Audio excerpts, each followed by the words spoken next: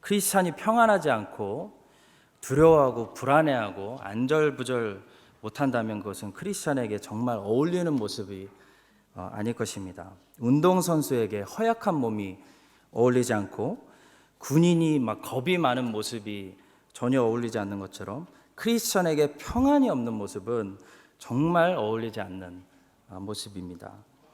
주님은 언제나 이 점을 강조하셨고 사도들도 언제나 이 하나님의 평강으로 서로 권면하고 평강을 빼앗기지 않도록 서로 위로하고 인사했다는 것을 알 수 있습니다.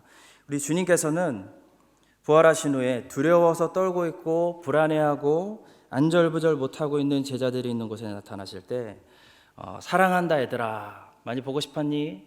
라고 말씀하시면서 나타나신 것이 아니죠.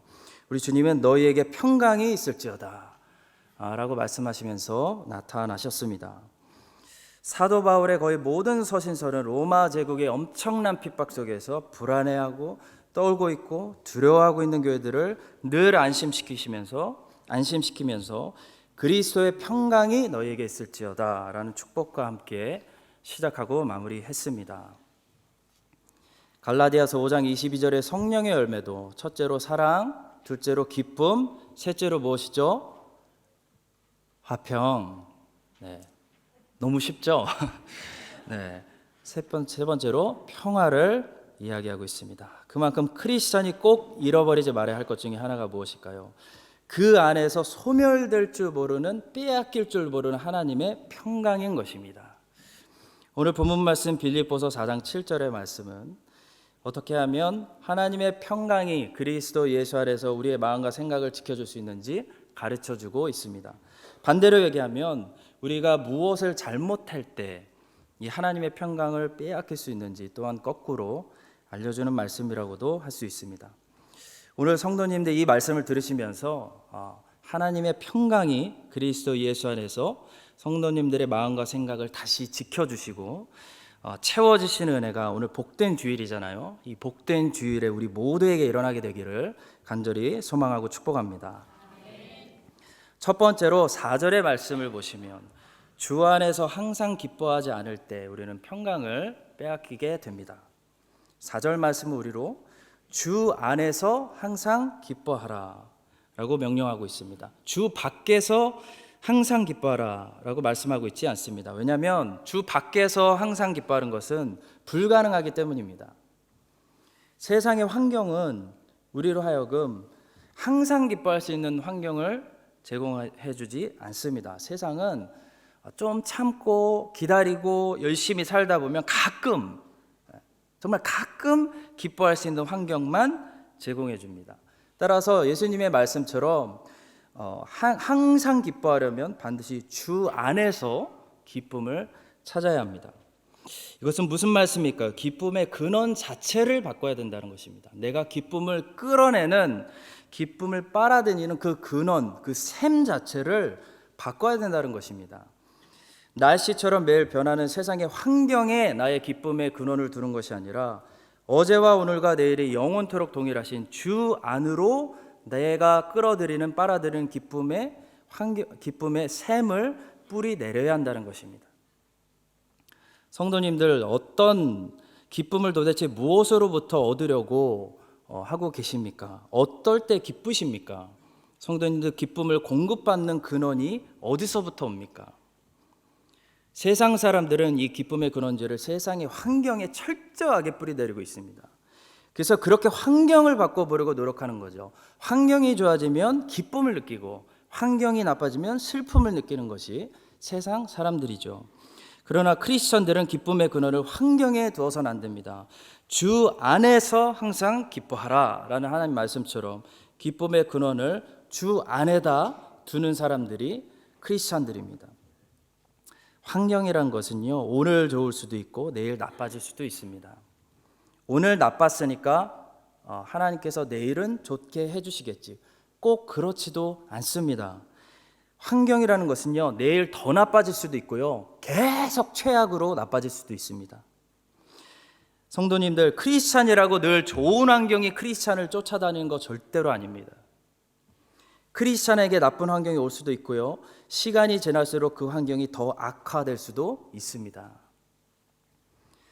사도 바울이 그렇게 열심히 3차 전도 여행을 다 마무리한 시점에서 우리 생각에는 사도가 저렇게 열심히 고생스럽게 일하고 교회를 개척했는데 이제 사도의 환경이 좀 나아지겠지, 하나님이 이제 조금 좋은 환경을 허락하시겠지, 이게 우리의 생각입니다.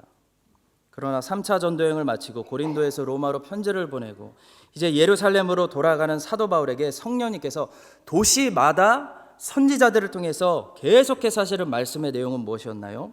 이제 더 힘들어질 거야. 지금까지 돌로 맞고 채찍으로 맞고 죽을 고비를 많이 넘겼는데 이제 최악의 상황이 너를 기다리고 있다. 이제 내가 예루살렘으로 가면 거기 있는 사람들이 다 널 죽이려고 할 거고 너는 이제부터 감옥 생활이다. 이게 그 고생을 마다하고 수고한 사도 바울에게 성령이 도시마다 선지자들을 통해서 주시는 말씀이었습니다.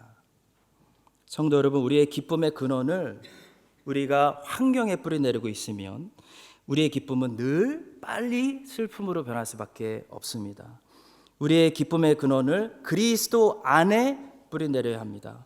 그래서 매일 어려운 환경을 우리가 맞이하게 된더라도 주 예수 그리스도 안에서 항상 기뻐할 수 있는 것입니다.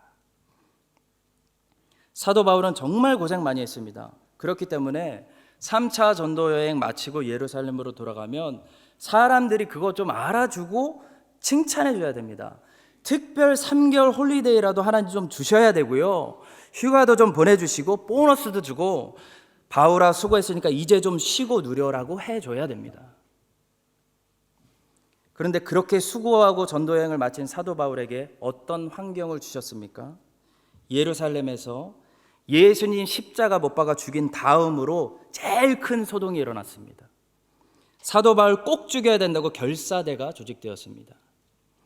로마 천부장이 놀래가지고 겨우겨우 바울을 살려서 가이사라라는 도시로 일단 데려왔습니다. 피신시켰습니다. 근데 거기서 사도 바울은 나쁜 총독들을 연거푸 만나게 되면서 공정한 재판을 받지 못하고 2년 동안 그냥 방치돼서 감금되어 있었습니다. 그리고 아주 고생스럽게 그 추운 유럽 겨울에 죄인의 신분이 돼서 로마로 압송되어지는 과정 속에서 배가 난파되기도 하고요, 하필 그 섬에서 불을 쬐고 있는데 하필 독사가 사도 바울의 손을 물기도 했습니다. 그렇게 사도 바울은 겨우겨우 망신창이가 되어 로마에 도착합니다. 그런데 로마에서도 사도 바울의 주된 생활은 무엇이었나요? 감옥이었습니다. 거기서 옥중서신을 기록합니다. 이 로마 감옥에서 바울이 지금 이 빌립보서 편지를 쓰면서 빌립보 교회에 있는 성도들에게 이렇게 고백하고 있는 것입니다. 난 너무너무 기쁘다. 왜냐하면 내 기쁨은 환경에 뿌리 내리고 있는 것이 아니라 내 날마다 나와 만나주시는 내 주 예수 그리스도 안에 뿌리 내리고 있기 때문이다. 너희들도 주 안에서 항상 기뻐하라. 내가 다시 말하노니 항상 기뻐하라. 여러분과 제가 살고 있는 환경이 매일 어떻게 될런지는 하나님만 아십니다. 하나님께서 좋은 환경을 주실 때도 있을 것이고 나쁜 환경을 주실 때도 있을 것입니다. 중요한 것은 성도님들, 환경이 아닙니다. 주 안에서 우리의 기쁨의 근원을 뿌리내릴 때 상황이 좋아지는 것이 아니라 앞으로 지금보다 계속 더 힘들어져도 무엇이요? 늘 하나님의 평강이 예수 그리스도 안에서 우리들의 생각과 마음을 지켜주시기를 예수님의 이름으로 간절히 축원드립니다. 두 번째로, 어떨 때 우리는 평강을 잃어버리게 될까요? 사람들의 관계에서 문제가 생기고 깨질 때 즉시 평강을 잃어버리게 됩니다. 사람들하고 관계 속에서 평화가 깨지면 어떻게 되죠? 잠도 안 오고 아무리 맛있는 거 먹어도 맛없고 정말 세상이 지옥처럼 변합니다. 그렇기 때문에 5절 말씀은 늘 모든 사람들과의 관계 속에서 평화가 깨지 않기 위해서, 너희들이 마음속에 하나님의 평강을 빼앗기지 않게 해서 모든 사람들의 관계 속에서 관용을 베풀어야 한다라고 말씀하고 있습니다. 너희 관용을 모든 사람에게 알게 하라. 주께서 가까우시니라. 여기서 관용으로 번역된 이 헬라어 단어 에피에이케스라는 단어가 영어 한국말로 한 번에 설명하기가 좀 힘들어서 세 단어의 도움을 받아서 번역했습니다. 첫째는 yielding spirit, 양보하는 영이고요. 둘째는 gentle spirit, 부드럽게 대하는 영이고요. 세 번째는 forgiving spirit, 용서하는 영입니다. 사람과의 관계 속에서 늘 정의와 공의를 구하는 사람은 옳은 사람은 될 수 있어도 지혜로운 사람은 아닙니다. 왜냐하면 세상은요 악해요. 사람은 죄 때문에 심하게 하나님의 형상이 훼손된 상태이기 때문입니다. 한마디로 세상도 온전하지 않은데 그 온전하지 않은 세상 속에서 치열하게 살아가는 죄인들이 정말 온전하지 않기 때문입니다. 정상이 아닌데 정상을 기대하는 것은 어떤 사람이죠? 틀린 사람은 아니에요. 그런데 지혜로운 사람은 아닙니다. 예를 들어 병원에 가서 다 아픈 몸으로 누워있는 환자들에게 아프지 않은 사람들에게 기대하는 것과 같은 똑같은 것을 기대하는 사람은 지혜롭지 못한 사람이죠. 병원에 있는 환자들에게는 스페셜 컨시더레이션이라는 관용이 필요합니다. 고아이들에게는 부모가 있는 정상적인 아이들에게 기대하는 것과 같은 똑같은 것을 기대할 수 없습니다. 고아이들은 상처가 너무나 많기 때문에 스페셜 케어라는 것이 필요합니다. 세상에 있는 사람들을 별 문제가 없는 정상인으로 보는 것은 굉장히 사실 비성경적인 관점입니다. 5세기에 펠라기우스라는 사람이 나타나서 이런 말을 했습니다. 사람이 만약 항상 선을 선택한다면 사람은 선한 존재가 될 수 있다. 사람이 죄인이 되는 것은 죄를 선택했기 때문이다 라고 주장했습니다. 거기에 맞서서 어거스틴은 이렇게 이야기했습니다. 사람이 죄를 지었기 때문에 죄인이 되는 것이 아니라 사람은 죄인이기 때문에 죄를 짓는다 라고 말했습니다. 한마디로 어거스틴은 전적 타락론을 강조한 것이고 펠라기우스는 인간의 전적 타락론을 부인한 것입니다. 어거스틴이 이렇게 말했습니다. 하나님의 주권적인 은혜가 죄인에게 먼저 임하지 않는다면 죄인은 누구라도 처음부터 선을 행할 수 없는 존재일 뿐만 아니라 선을 원하지도 않는다. 하나님을 찾지도 않고 하나님을 늘 거부하는 존재라고 말했습니다.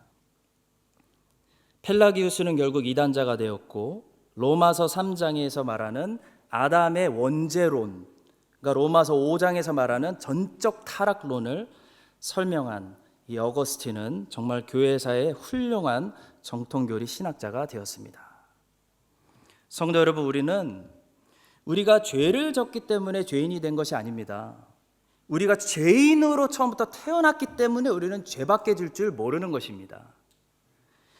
누구든지 예수 그리스도를 믿음으로 이 아담의 저주받은 후손에서 끊어져서 예수님의 후손으로 다시 중생하지 않으면 이 죄인들의 상태는 어떤 상태냐면 하나님을 원하지도 않고요, 하나님 찾지도 않고 선을 추구하지도 않으며 죄를 사랑하고 하나님을 거부하고 선한 사람들을 욕하고 십자가에 못 박고 그런 하나님과 원수된 상태, 선을 행할 수 없을 뿐더러 선을 행하기를 원하지도 않는 존재라고 성경이 말씀합니다.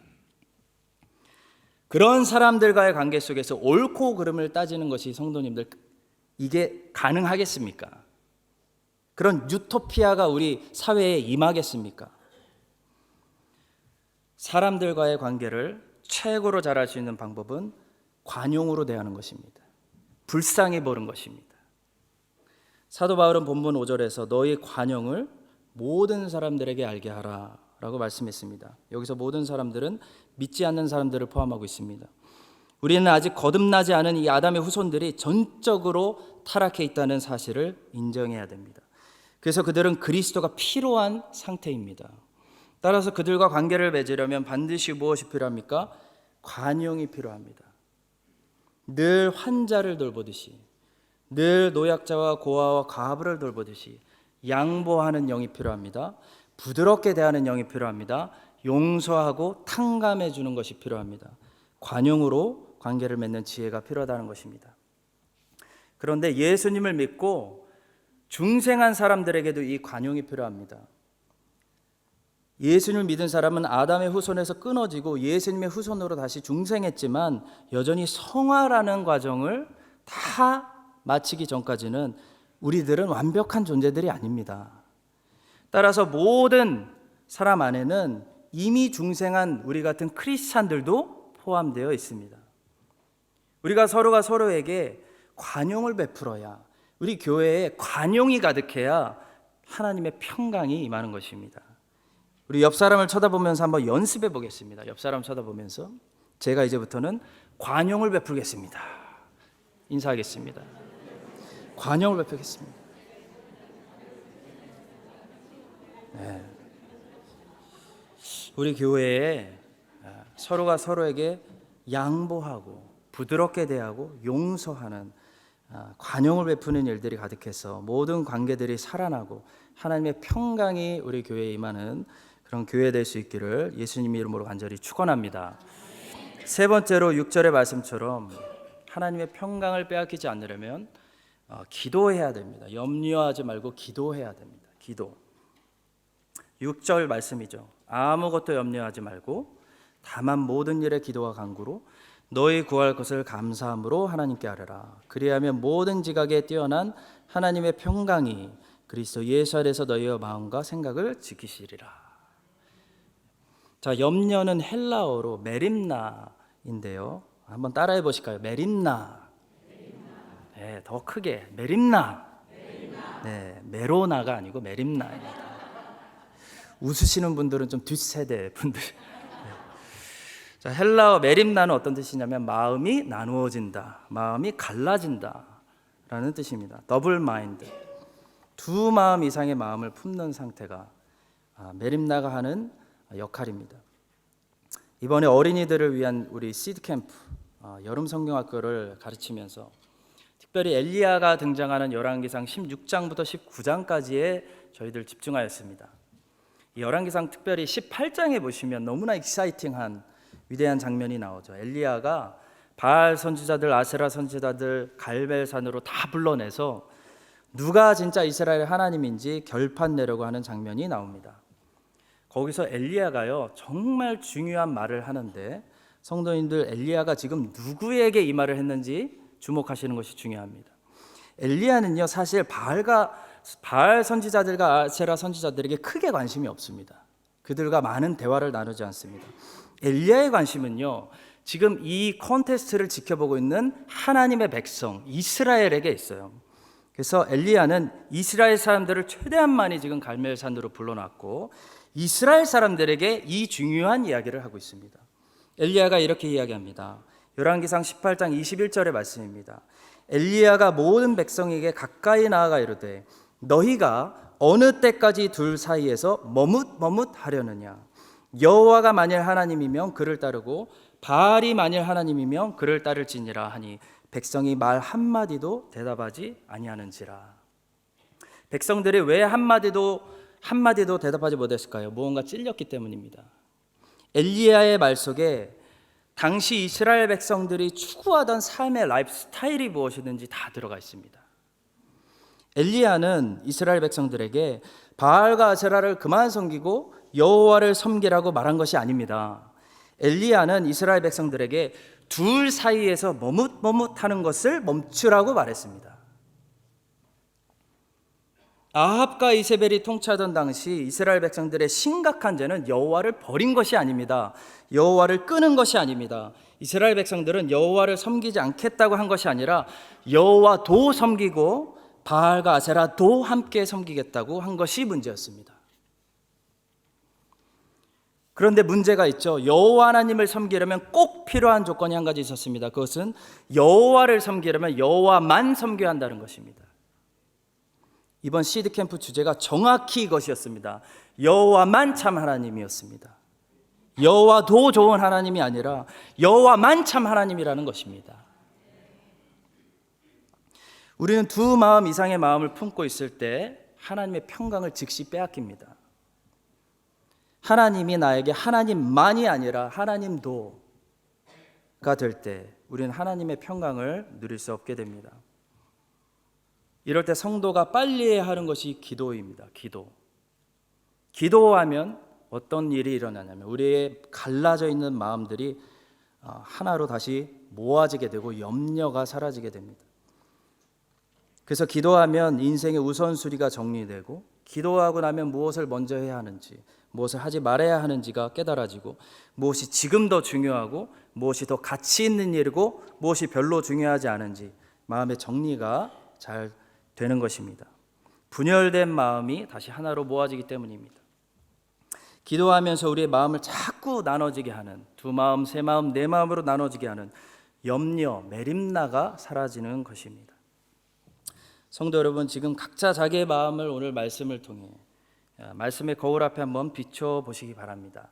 나는 몇 개의 마음을 지금 품고 있는가? 한 가지 이상의 마음을 가지고 있다면 그것은 뭘까요? 염려가 많다는 것입니다. 염려가 왜 많아졌을까요? 기도하지 않았기 때문입니다. 다시 기도하기 시작하면 마음에 염려가 사라지게 될 것입니다. 우리 안에 마음이 여러 개가 아니라 하나가 될 때 우리는 비로소 여호와만 참 하나님이라고 고백할 수 있게 될 것입니다. 염려가 우리 안에 들어오지 못하게 하는 이 기도를 늘 쉬지 않고 하셔서 여호와도 참 좋으신 하나님이지가 아니라 여호와만 참 하나님이시다라고 고백할 수 있는 여러분과 저의 삶이 될 수 있기를 간절히 소망합니다. 마지막으로 짧게 빌립보서와는 상관없지만 이 구약으로 돌아가서요, 구약의 왕들의 역사를 통해 왜 하나님의 백성들이 늘 평안하지 못했는지, 왜 이스라엘은 그렇게 평강을 늘 빼앗기고 살았는지, 하나님의 백성인데도 그것을 좀 더 큰 차원에서 간단하게 말씀드리고 마치겠습니다.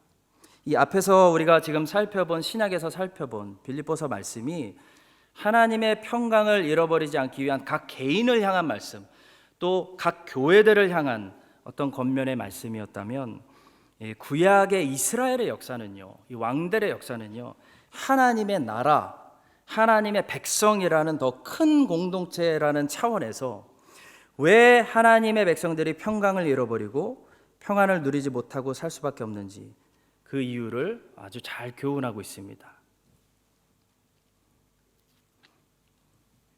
이스라엘과 유다의 왕들의 이야기를 평가하고 있는 열왕기와 역대기를 보시면 마치 성경이 왕들을 크게 두 부류로 정리하고 있는 것처럼 보일 수가 있습니다. 하나님의 눈에 보시기에 선하게 살았던 왕들과 하나님의 눈에 보시기에 악하게 살았던 왕들, 이렇게 크게 두 부류로 왕들을 정리하고 있는 것은 아닌가라는 생각을 쉽게 해볼 수 있습니다. 그러나 조금 더 깊이 자세히 보시면요, 사실 우리는 이 42명의 왕들을 크게 세 부류로 정리할 수 있다는 사실을 발견하게 됩니다. 첫 번째는 하나님 눈에 보시기에 그냥 악하게 살았던 왕들입니다. 그리고 두 번째는 하나님 눈에 보시기에 선하게 살았던 왕들인데요, 이 하나님의 눈에 보시기에 선하게 살았던 왕들을 또 다시 두 부류로 나눌 수 있다는 사실을 발견하게 됩니다. 어떻게 그들을 나눌 수 있을까요? 한 그룹은요, 자기의 신앙, 하나님과 자기의 개인적인 관계만 잘 지켜내는데 성공했던 왕들로 정리할 수 있고요, 또 한 그룹은요, 자기 신앙, 하나님과 자기의 개인적인 관계를 지켜냈을 뿐만 아니라 자기가 다스리던 이 하나님의 백성들을 또한 하나님과 좋은 관계를 가질 수 있도록 개혁운동을 일으켰던 왕들로 분류할 수 있습니다. 이 개혁운동을 일으켰던 왕들이 살았던 시대와요, 그냥 자기만 하나님 눈에 보시기에 선하게 살았던 아마샤 왕이나 요담 같은 왕들이 살았던 시대에는 분명하게 보여지는 한 가지 뚜렷한 차이점이 있습니다. 개혁운동을 일으켰던 아사, 여호사밧, 히스기야, 요시야 같은 왕들이 살았던 시대에는요, 뭐가 있었냐면 원수 나라들이 하나님의 백성들을 이기지 못했다는 걸 알 수 있어요. 국가적으로 하나님의 어떤 평강이 국가적인 차원으로 하나님의 백성들에게 내려와 있었다는 것을 알 수 있습니다. 혹시 원수들이 하나님의 백성들을 건드렸을 때도요, 하나님께서 그들 위해 언제나 싸우셔서 승리를 주시고요, 오랜 시간 동안 평안의 날들을 허락하세요. 바로 이 점이 종교개혁자들이 살았던 시대와 종교개혁자들이 살지 않았던 시대에서 분명하게 언제나 드러나는 뚜렷한 차이점입니다. 성도 여러분, 우리는 지금 하나님의 나라라는 공동체, 하나님의 국가라는 공동체적으로 봤을 때 우리 세대가, 이 땅의 교회들이 하나님의 평강을 누리고 있는 시대에 과연 살고 있을까요? 원수들이 교회를 함부로 욕하지 못하고 교회를 두려워하고 기독교가 부흥하고 기독교 국가들이 세상 사람들이 봤을 때도 너무나 뚜렷하게 부강하고 복을 받고 하나님의 영광을 드러내며 하나님의 킹덤 문화를 이 땅에 만드는 그런 시대를 우리가 살고 있습니까?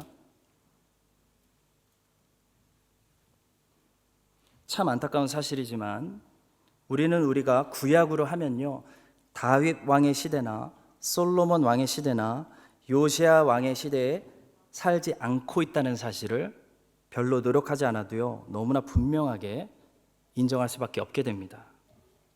아니, 우리는 오히려 아합과 이세벨이 살았던 시대와 더 가까운 시대에 살고 있지 않나 생각해 보게 됩니다. 아합과 이세벨이 다스리고 있기 때문에 우리 아이들이 엘리야처럼 일어날 수 있도록 하나님께서 이번 시드 캠프를 준비해 주신 것이 아닌가 저는 묵상하게 됩니다. 사랑하는 성도 여러분, 오늘 빌립보서 말씀은 우리 각 개인에게 말씀하시고 또 그 당시 빌립보 교회에게 주셨던 말씀을 통해 오늘 우리 크라이스트 한인 장로교회에게 하신 말씀입니다. 이 빌립보서 말씀대로 만약 우리가 순종하고 실천하고 살아간다면 하나님께서 이 요동치는 세상 가운데서도 여러분과 저에게 평안을 주시고 우리 교회에게 평강의 복을 주실 줄로 저는 믿습니다. 그러나 우리가 우리 개인의 신앙만 잘해서는요, 이 세대에 이 땅 가운데 이 뉴질랜드에 악이 패배하고 하나님 나라가 부흥되게 하는 것을 절대로 볼 수가 없습니다. 하나님의 나라가 이 세대, 우리 자녀들의 세대 전체에게 가득하고 하나님의 평강이 이 세대 하나님 모든 백성들 가운데 국가적인 차원으로 임하게 하려면 내 신앙만 지키면 안 된다는 거예요. 온 나라의 우상을 없애고 산당들을 제거하고 다른 사람들도 모두 여호와만 잘 섬길 수 있도록 종교개혁을 일으켰던 왕들처럼 해야 된다는 것입니다. 나만 잘하는 것이 아니라 다른 사람들도 죄를 짓지 않고 다른 사람들도 거룩하게 살아갈 수 있도록 서로가 서로를 권면하는 개혁자들이 되어야 된다는 것입니다. 그것만이 우리 세대 전체가, 우리 자녀들이 평안하고 하나님이 주시는 평안의 때를 길게 모두 함께 누릴 수 있는 축복의 길인 줄로 믿습니다. 끝으로 종교개혁을 일으켰던 왕들 중에서 아사 왕이라는 왕이 있었는데요, 이 아사 왕이 어떻게 자기 신앙생활만 잘한 것이 아니라 유다 곳곳에 있는 우상들을 다 철괴하고 산당들을 제거하고 종교개혁을 일으켜서 하나님께서 아사에게만 평강을 주신 것이 아니라 분명히 이스라엘 온 나라와 그 세대 전체에게 하나님의 평강을 어떻게 오랜 시간 동안 내리셨는지 제가 말씀을 읽어드리고 마치겠습니다. 역대하 14장 2절부터 6절까지의 말씀을 제가 읽어드리도록 하겠습니다. 아사가 그의 하나님 여호와 보시기에 선과 정의를 행하여 이방 제단과 산당을 없애고 주상을 깨뜨리며 아세라상을 찢고 유다 사람에게 명하여 그 조상들의 하나님 여호와를 찾게 하며 그의 율법과 명령을 행하게 하고 또 유다 모든 성읍에서 산당과 태양상을 없애매 나라가 그 앞에서 평안함을 누리니라. 여호와께서 아사에게 평안을 주셨으므로 그 땅이 평안하여 여러 해 동안 싸움이 없었더라. 우리 함께 기도하겠습니다. 하나님 감사를 드립니다. 하나님 백성들이 하나님의 평강을 빼앗기지 않고 평안할 수 있도록 축복하여 주시옵소서. 오직 예수님 안에서 항상 기뻐하게 하시고 모든 사람들에게 관용을 베풀게 하시며 두 마음을 품지 않고 염려가 들어오려고 할 때마다 기도하게 하여 주시옵소서. 주님의 말씀이오니 주님 말씀하신 대로 평강 주실 줄 믿습니다.